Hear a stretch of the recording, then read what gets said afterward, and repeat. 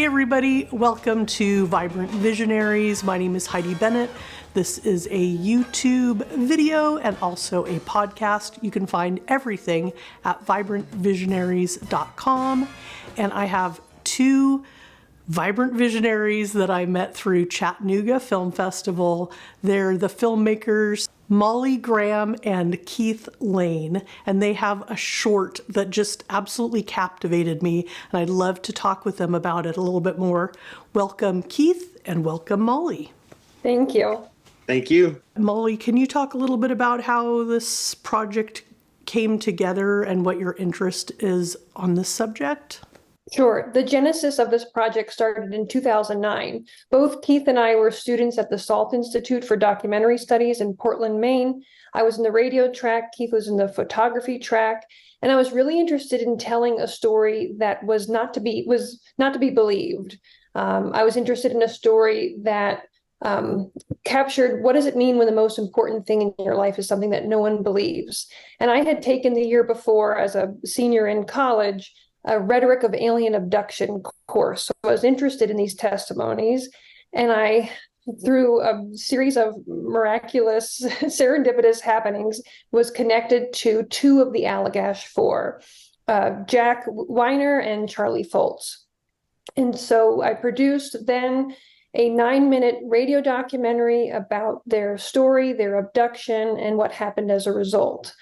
That was a piece that never left me. Keith reached out a couple of years ago and said, how about making this into a movie? And I was on board.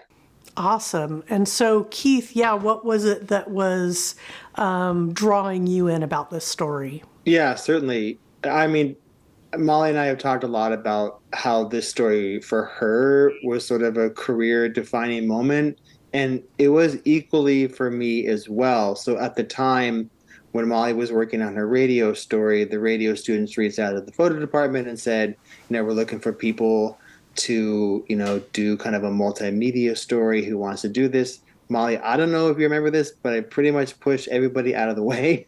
It's like, I'm going to be the person on this story. I don't care. I want this story. And I met Jack just for one day. And that one day, and then subsequently, Molly's radio piece has stayed with me ever since we were students together. I've told people this story probably 100 times. And so about 2.5 years ago, I was looking to make a new short animated documentary. I'd made one previously that was 4 minutes long about my father-in-law's time in Vietnam during the war. And I was sort of kicking around ideas. And I thought, I feel like this is the time to make an animated film about this story that I have personally been obsessed with since we were in Portland, Maine. And it just kind of felt like I'm going to reach out. Molly and I have been talking sort of throughout the years, but loosely, but I'm going to pitch myself and say, hey, I think we should make this into an animated documentary. Awesome. I loved, you mentioned the animation part of it. And I loved that it was so just evocative and beautiful, and just I've watched it now a few times, and it just really brings the story to life. Molly, what was the process like, maybe finding the animator or anything on what the animation choices are? Like when you say, there's a person that's the animator, but you're the director, what does that mean? Sure. Well, what's interesting about Jack and Charlie is that they were art students at the Massachusetts College of Art at the time of the abduction. And so they have been able to do really beautiful renderings of what they saw. And also, sort of like in Close Encounters of the Third Kind, they were channeling this experience through their art, and their artwork changed quite a bit. And I think I talk about that in the radio documentary. And so we wanted to find someone who would evoke their art, that sort of surrealism that their art portrays and that the story does too. But I think Keith can speak to how we connected with Amisha Lee, who was our animator. When I was in between projects, I reached out to a friend of mine who's an animation director here in Washington, D.C. And I said, hey, I've got this idea. a different one entirely, and she told me about Panimation TV, which is really a website of animators all over the world who are identify as female or transgender, and I thought it'd be a great space to start. It's an exhaustive list, which is great, but also it's sort of like a candy store. Like, oh my God, there's so many great people here. And I think I just started narrowing it down to about 15 or 20, and then shared like maybe 10 with Molly, and we kind of made a short list. And then I reached out to all of them to see what their budget was like, what their schedule was like. Also, like, here's the idea. What do you think about it?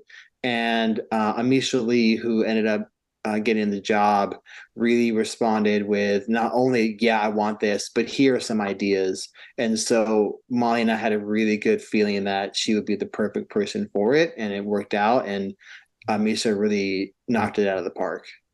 Yeah, I definitely agree. Excellent choice. And that sounds so fun. I love doing that, like for my podcast. And I decided what kind of music, I wanted for the intro and outro. Like I just culled so many. It's like part of the creative process. I think that culling and culling and culling and then finding just that perfect gem. And I'm sure that sounds like it'd be a fun process to go through and look at the different artwork and examples of the animation, and then there's something that's sort of pulling you towards this one person. What kind of response have you gotten now that has it been at other festivals, or is this the first one? Which either one of you want to talk about, like the response that you're getting from people now that they're able to see it? Yeah, I can do that. So far, so good. It's gotten into, well, actually, today we just found out we got into one in Middlebury, Vermont, which I'm really excited about because Jack it lives in Vermont, and so it's a really great like tie-in connection. But obviously, it's doing really well. We haven't had a lot of audience interaction because Molly and I haven't had an opportunity to visit an actual festival, although we absolutely will. We're just trying to figure out, budget and time wise because we both have busy lives and families.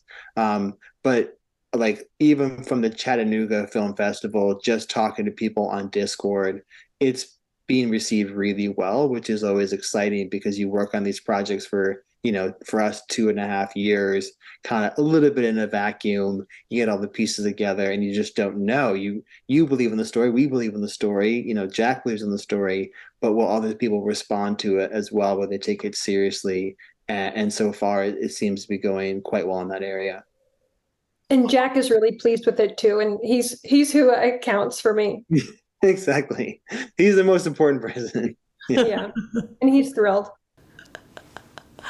Well, congratulations on, I'm sure it'll get more and more great response the more people get a chance to view it. And what, Molly, for you, what do you feel like when you did your initial, did you say it was a series or? It was a radio documentary, sort of podcasts before we called them podcasts. This is Gotcha. how it was.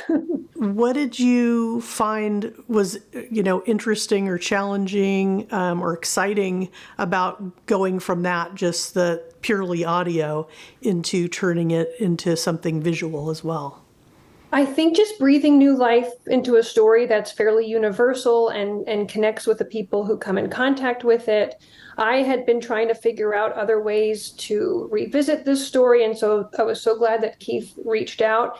And I think it's particularly timely. The earth feels like it's on fire right now. There are so many conflicts and issues, and there's just pervasive social disconnection that's taking place because we're all behind our computers now because of COVID and just the nature of the world. And Jack has an urgent message for the universe, which is to stick together and work together. He says the aliens are really disappointed with us and how we're treating one another. So this feels like a good time to revisit this story. And it's nice to see the visuals to it, and to take a different angle on the story. We rewrote the script for the film. Yeah, I love the way it finishes up with that, with him talking that way, and it just has a sweetness, an optimism, and it's just absolutely beautiful. And I thank you both so much for taking the time to talk more about it. Where can people stay in touch with you and figure out where they can see the film? The easiest way is we do have an Instagram channel, which is just Earthling the Film. And then we also have a website, which is just earthlingthefilm.com. Those are probably the two easiest ways to get in touch with us. And then, of course, at the film festivals, if there's any sort of online chat group or whatever. But I would say those two avenues would be the most direct way. Sweet. Okay. Well, I'll make sure to share those links with everybody and so that everyone else can check out Earthling, all 10 minutes of its beauty. And yeah, thank you both so much again for being on Vibrant Visionaries. Thank you for having us. Yeah, we really appreciate it. Thank you so much. All right, everybody, this has been Vibrant Visionaries. Again, my name is Heidi Bennett.